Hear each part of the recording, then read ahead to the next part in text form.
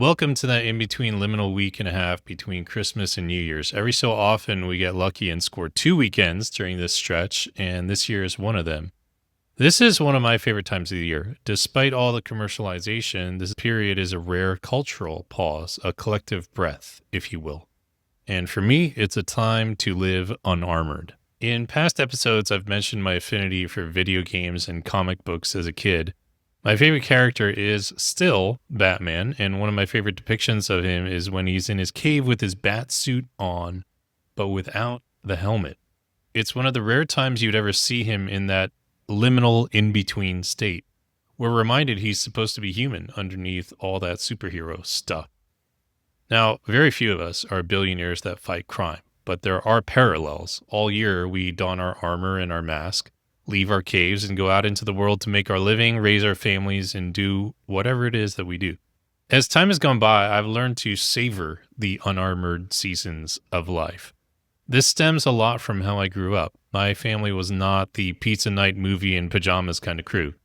My more vivid memories were waking up to the sound of my parents fighting over money, my father gambling, or parking the car on the front lawn instead of the driveway because he was drunk. So home for me was a place I had to have my armor on. And without going into any further details, a lot of my junior high and high school years were spent being really protective of my mom and sister.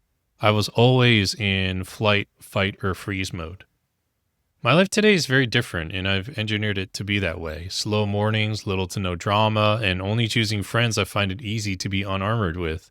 I've lost taste for anyone who can't self-regulate or puts me into a state of even mild chaos.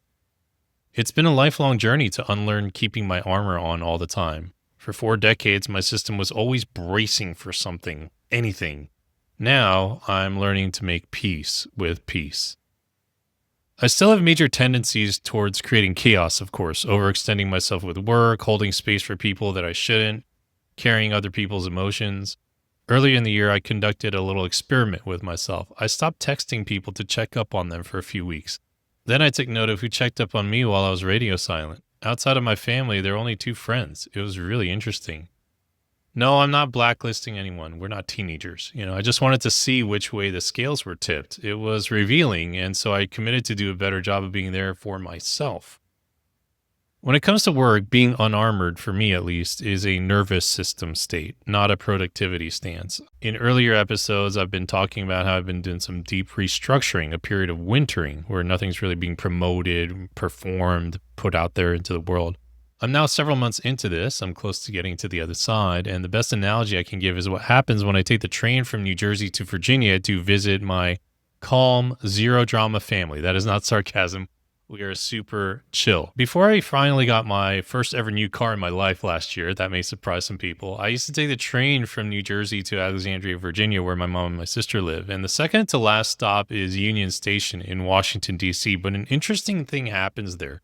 There's about a 30-minute delay, so the train can literally change engines. The reason for this is that the tracks north of DC use overhead electric wires, so the trains have to switch from electric to diesel locomotives.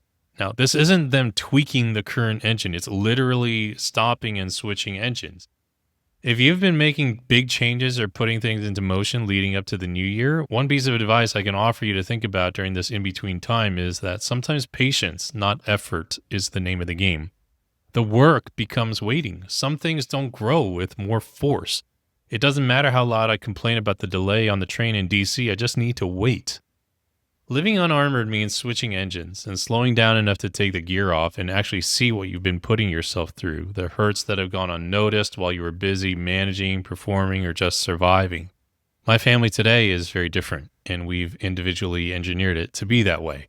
All we do during the holidays is sit around in sweats and hoodies. I don't even pack jeans when I go visit. And this liminal week between Christmas and New Year's is one of those rare permission slips to take the helmet off, to live unarmored, even if for just a week or two. And so I hope you enjoy it.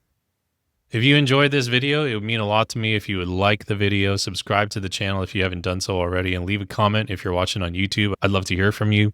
And if you would like future episodes emailed to you along with the entire newsletter, the entire thing that I read on the video, just go to mikekim.com/newsletter.